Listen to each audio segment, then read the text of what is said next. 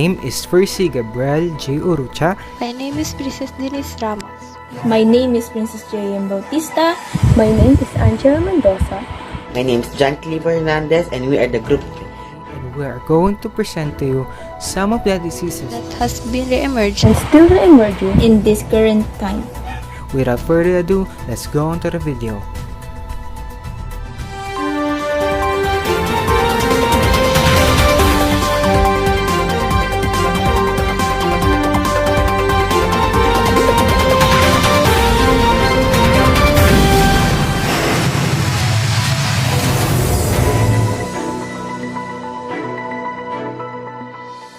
Emerging infectious diseases are those whose incidence in humans has increased in the past 2 decades or threaten to increase in the near future. Where do emerging viruses come from?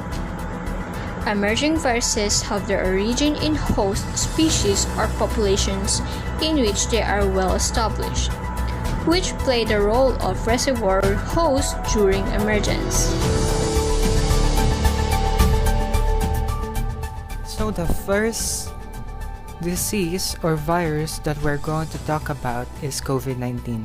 So this virus is still emerging in this current time because we are still in a pandemic and we are still in a quarantine. So what is COVID-19? COVID-19 or coronavirus disease is a infectious disease caused by a newly discovered virus.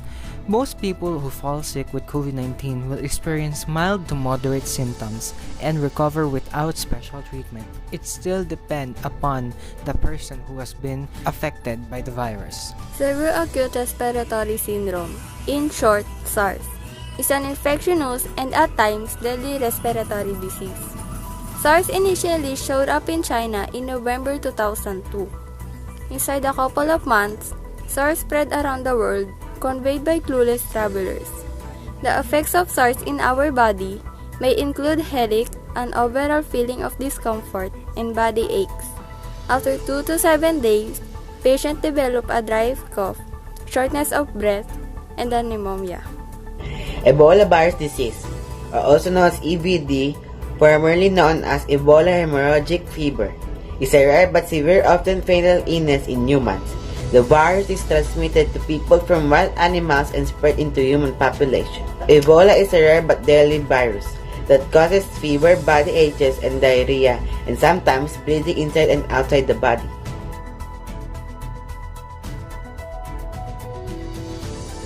Malaria. How does malaria affect the body? Malaria is caused by a parasite known as Plasmodium, which is normally spread through infected mosquitoes. And it may cause anemia and jaundice because of the loss of red blood cells. If not promptly treated, the infection can become severe and may cause kidney failure, seizures, mental confusion, coma, and death. Bird flu is very contagious among birds and can make some domesticated birds, including ducks and chickens, very sick and kill them. Some of the symptoms are cough, fever, sore throat, and headache. 19 influenza, or also known as Spanish flu. Pandemic influenza viruses have emerged 3 times in this century. It killed 50 million people worldwide, remains an ominous warning to public health.